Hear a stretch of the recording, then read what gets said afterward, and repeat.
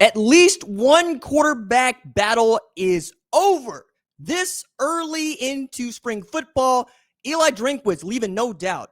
QB1 in Missouri is Austin Simmons. Let's talk about what this means for the Tigers and why I think this is going to make the Tigers once again a dark horse favorite to make the college football playoff. What's up, kinfolk? It's RJ Young. I am not on a step mill. If this is your first time watching Adapt and Respond, thank you for joining us here. We talk college football year round. If you're into that, hit that subscribe button, like this video, answer the question in the comments below. Do you think that Austin Simmons will lead Mizzou to the college football playoff for the first time in its history? Missouri has been knocking on the door of trying to reach that playoff for some time now, and all we have seen is that the closer they get, the better they seem to be. I mean, if we're doing tiers of programs that we expect to break through whatever the ceiling is, like Oregon getting to the national championship game and winning it, right? Ole Miss breaking through their glass ceiling to make the college football playoff and then win not one but two games, beating SEC champion Georgia to get to what we thought was a really great game against Miami. Missouri is right there in that mix, right? One of those mid-tier Power 4 programs that feel like they have invested enough and have enough stars to warrant us talking about them making that 12-team playoff. And one of the reasons that we feel good about it in 2026 is Ahmad Hardy is returning. Dude rushed for over 1,600 yards last year in the SEC, which makes him, for me, the best running back in the entire conference. And then the addition of Austin Simmons, who people will forget beat out Trinidad Chambliss for the starting quarterback job at Ole Miss before suffering an ankle injury that led to Trinidad Chambliss getting the start and then never looking back. Chambliss played like a Heisman Trophy winner the rest of the way, and he is the guy that brought them to the college football playoff. And even as his eligibility is in question right now, many people believe that that's the best quarterback in the SEC right now. I think you can make an argument that, yeah, Arch Manning can be there. Yeah, we know the Gunnar Stockton should be there. But if you're really taking a look up and down, it's Trinidad Chambliss. And then you make a really good case for Austin Simmons if you want to. This is how deep or not deep, depending on how you want to look at it, the quarterback field is in the SEC this year. And, Simmons is feeling himself. This is also a dude that people forget, graduated high school real early, graduated college real early. He's had all of this done. He has been a professional for a very long time. Last year, over the course of his career, 1,111 yards, just 4 ones there, total yards, 6 TDs, and 5 picks. Again, limited playing time, but we've seen enough of him to know that he's good. When he came into spare Jaxson Dart in 2024 against Georgia, all he did was lead him down the field 70 yards, and he looked good throwing the football. Like, he came in cold and was spinning it. So much so that there really wasn't a discussion about a quarterback derby for Lane Kiffin going into 2025. Everybody knew what they had in Simmons. And then Kiffin did what many head coaches do during the season. You ride the hot hand. You don't go playing with that position because you feel some level of fealty or loyalty to a player. That goes out the window when it comes to trying to win football games. And that is what Ole Miss was trying to do with Kiffin. And I think Drinkwitz is trying to do that as well. I don't believe that the offense is going to be the thing that keeps Missouri from reaching the college football playoff. It will be the defense. They'll be loaded up. They'll have a guy that can spin it. They'll have a guy that can run it. They'll have guys that can catch it. It is, what are you going to do, right? Now that you are really staring down the barrel of yet another season without playing in the college football playoff. And by the way, your competition got that much better. Oklahoma made it into the college football playoff for the first time in a 12-team format. You know that Vanderbilt is knocking on the door. Tennessee's already been there. You know Ole Miss, who you used to keep, the same room with basically in this tiers of SEC, they've been there.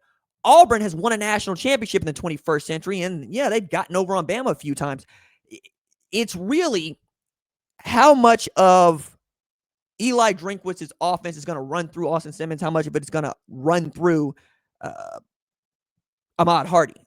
Now, what we know to be true is if you've got an outstanding run game, you can do almost anything else you want, meaning you can run the ball more, or you can start to play action pass and see if your quarterback can air it out. And I think that is what you would want if you are a Missouri fan.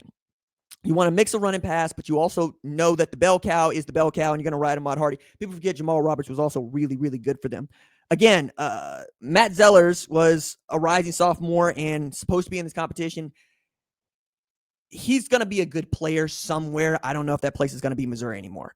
I saw enough of him to know that if Austin Simmons just showed up to campus, it's his job, right? 6'4", 215 pounds.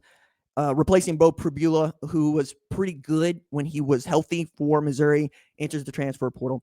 Again, last year, 2025, 341 total yards, or passing yards, 3 TDs, 2 picks in the season opener before, the injury against Kentucky, as I mentioned.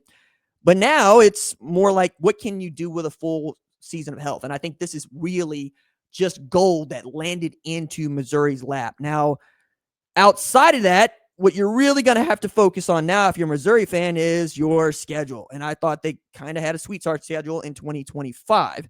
In 2026, I'm not necessarily prepared to say that, man, because the more I look at it, the more top to bottom the SEC just got better. But you'll beat UAPB like they stole something. You should beat Kansas. Kansas has fallen off in a way that I did not expect the last couple of years. They're also going to have a new starter quarterback. Then there's Troy, and then you start your SEC play, right? So you should be 3-0 going into SEC play. You're at Mississippi State, that's 4-0. Florida, that's a game you ought to win. That's 5-0 for me, and that's homecoming. Then you got a ranked matchup, A&M. You can get past A&M, who we expect will probably be a top 10 program going into 2026. We're going to start talking about you making the college football playoff. At Ole Miss, revenge game for Austin Simmons. It's going to be a lot of fun. Bye week at Arkansas. It's a game you ought to win. Ryan Silverfield's first year. Texas, my goodness. If Missouri could beat both A&M and Texas to win the Texas State Championship, I'm not going to be the only person who's going to have them ranked in the top 10. That's just what it is, right? Then you're at Georgia. Probably lose that game. Going into Sanford and getting a W has only been done by one team and one program in the last 7 years, and it's Alabama and you're Missouri. Kentucky, you ought to win that game. Oklahoma, goodness me. Whew.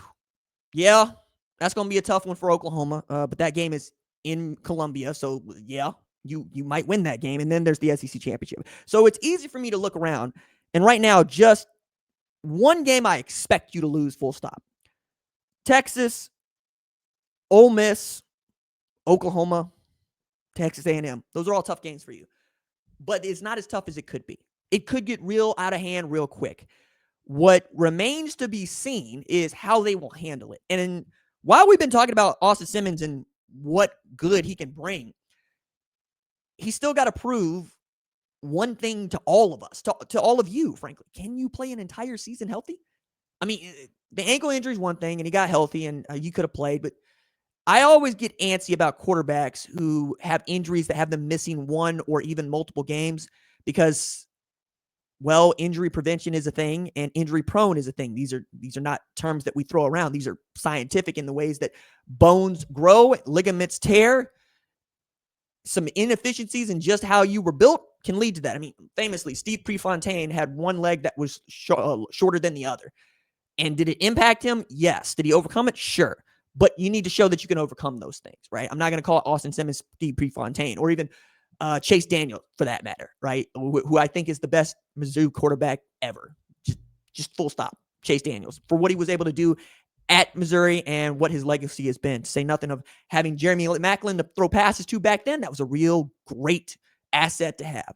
So Austin Simmons goes into this. They know who QB1 is. He's going to take all the snaps with the first team, and you get to put that away, and it's no longer a talking point. It's very smart by Eli Drinkwitz to make this decision as quickly as he did and not try to drag this thing out any more than he has to, because I think one of the stupidest things that college football coaches do, head coaches do, is they wait until the week before they're going to play a football game to name a starter. I don't always believe them when they say, I want to let the competition play out. I want one guy to take control of it, and it just be his. It's really not up to him, man. He's going to make plays, not going to make plays. Now, sometimes you can't make a decision because both of the guys suck, and the way you communicate that is they make some throws here, they miss some throws there. But as soon as you can make this, make it. And they made it at Missouri, and I'm going to give Eli Drinkwitz credit for that.